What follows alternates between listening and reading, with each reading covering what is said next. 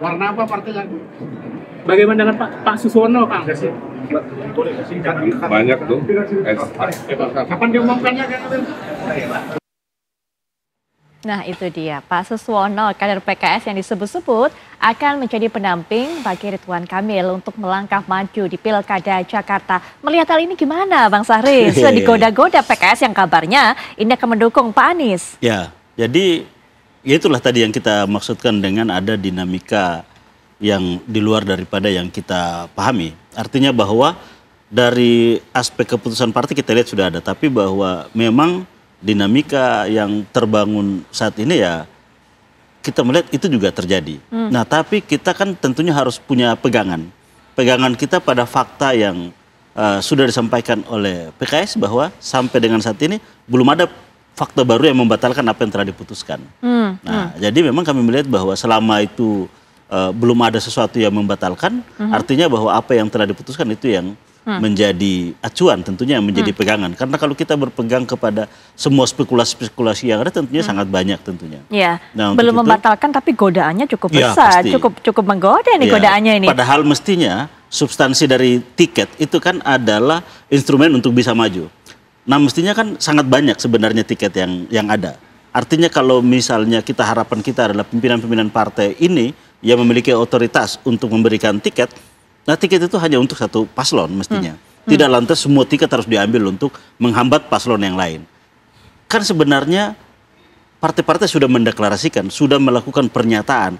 Ya etikanya kan secara etik ini tidak perlu lagi digoda untuk harus membatalkan keputusannya. Dan kami melihat bahwa ya integritas pimpinan partai kami sangat yakin memiliki komitmen untuk mempertahankan apa yang telah mereka putuskan. Integritas dari PKS masih yakin. Tapi kalau PKB, karena memang kita tahu bahwa PKB Jakarta ini sudah mendeklarasikan dukungan. Tapi untuk pusatnya sendiri mengatakan bahwa belum kemudian meresmikan dukungan kepada Pak Anies sendiri. Bagaimana ini melihatnya Mas Harin? Itu betul.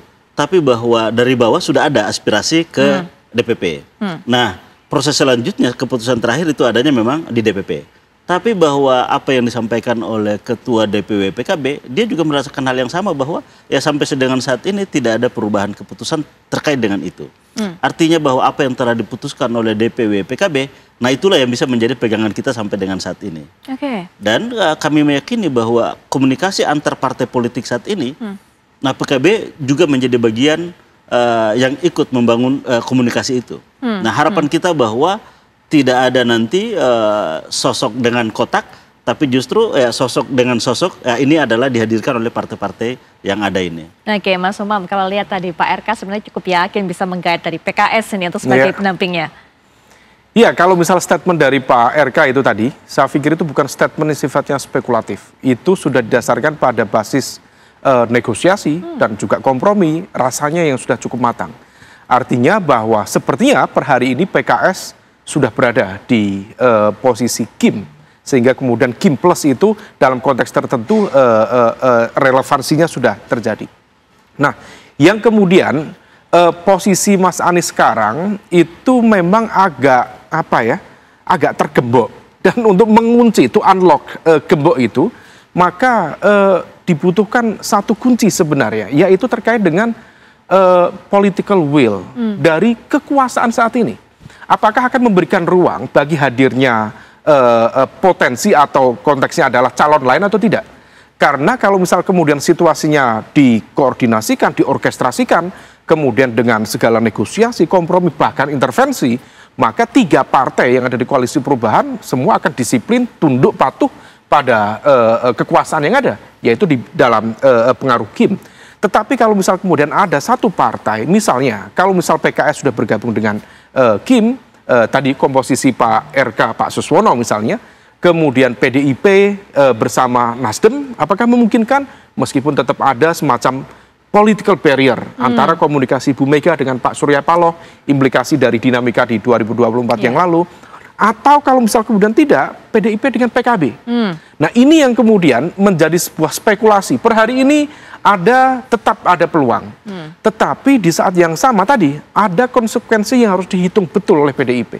Karena ini bukan main-main. Dan di saat yang sama, PKB sedang menghadapi situasi yang tidak mudah.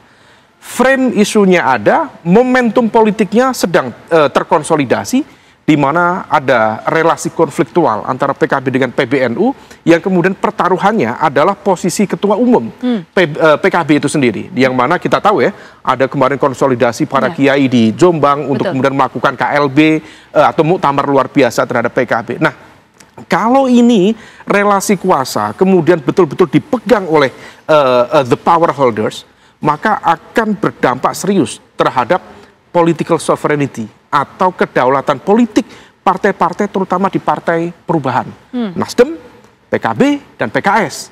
Nah, kalau misal kemudian itu ternyata tidak dibuka kunci tadi, maka Mas Anies harus dengan berat hati menyiapkan diri untuk kemudian tidak maju di Pilkada Jakarta. Dan di saat yang sama, opsi yang paling rasional yang bisa dilakukan PDIP terutama sebagai sebuah respon perlawanan terhadap dominasi kekuatan Kim, ya hanya bisa melakukan kampanye terbuka terhadap kotak kosong. Dan itu adalah konsekuensi logis dari pertarungan ini. Demokratis ya demokratis, tetapi ada catatan panjang tentang realitas demokrasi, terutama di Jakarta. Baik, optimistis memang harus, tapi kemudian harus realistis juga kalau kata Mas Umam. Ada yang harus dipersiapkan oleh Pak Anies sehingga kemudian tidak bisa maju. Termasuk juga tadi jika tidak ada political will yang kemudian mengizinkan Pak Anies untuk bisa melangkah terus di Pilkada Jakarta. Bang Sahrin. Ya.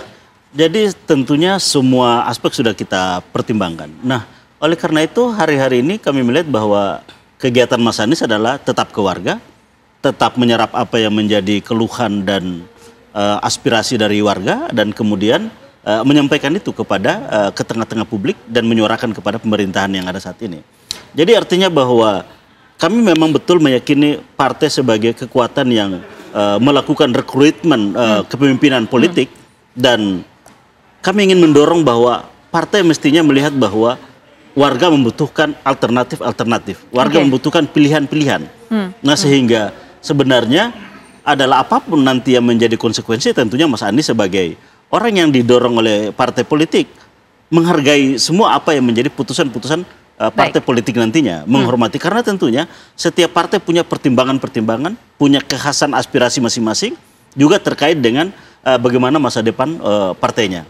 Nah, untuk itu mestinya kami melihat bahwa konteks nasional dengan konteks daerah mestinya ini adalah dua hal yang terpisah. Dan untuk itu maka harapan kita partai-partai yang sudah menyatakan dukungan ini ditambah lagi dengan partai PDI Perjuangan misalnya yang tidak membuka ruang terhadap hadirnya kotak kosong. Nah, ini ada titik temu sebenarnya untuk menghadirkan calon alternatif di luar daripada calon yang disiapkan yang lain. Singkat saja Mas Umam, penutup terakhir, karena memang ini semakin dekat dengan tanggal pendaftaran untuk Pilkada Jakarta. Kemungkinannya, titik temunya seperti apa? Titik temunya per hari ini tampaknya masih coba diikhtiarkan. Oleh karena itu optimisme dari Mas Sahrin tadi menggambarkan upaya ikhtiar itu dilakukan, meskipun sekali lagi langkah itu tampaknya betul-betul berada di bawah bayang-bayang kekuatan besar yang kemudian per hari ini cukup efektif untuk mendisiplinkan 3 partai di koalisi perubahan.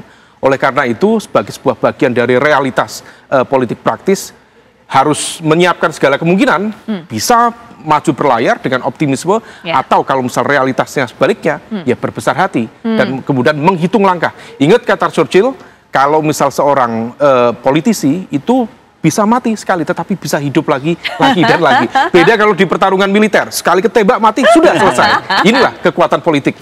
Nyawanya banyak. Terima kasih Mas Umam, terima kasih Bang Sahrin, terima kasih.